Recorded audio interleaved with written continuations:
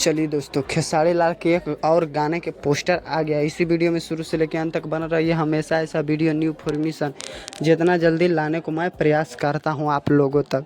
खेसारी लाल के एक नया गाना के पोस्टर आया जो धमाल और बवाल भोजपुरी इंडस्ट्री में मचा के रख दे। खेसारी लाल जब भी गाना कोई लाते हैं तो भोजपुरी इंडस्ट्री में धमाल मचा के रख ही देते हैं। बात करें एक गाना के बारे में तो ये गाना डांस के मामले में आगे जो पोस्टर जो अच्छी से रखा गया है पोस्टर, ये पोस्टर लग रहा है कि डांस ज़्यादा होगा, गाना में रोमांटिक भी हो सकता है, पोस्टर के माध्यम से लग रहा है।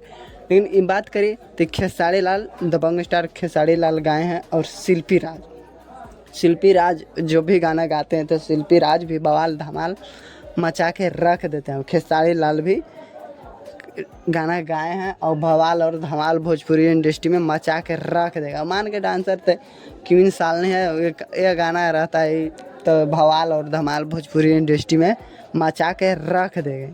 अब बात करी कि कब आएगा, तो 25 तारीख के सुबह 6-7 बजे आ जाएगा।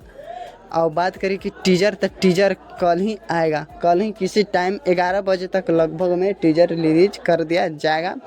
और आप लोग देखिए धमाल और बवाल भोजपुरी इंडस्ट्री में मचा के रख दीजिए। हम हमेशा ऐसा वीडियो न्यू इन्फॉर्मेशन जितना जल्दी लाने को मैं प्रयास करता हूँ। पूरा वीडियो देखने के लिए धन्यवाद।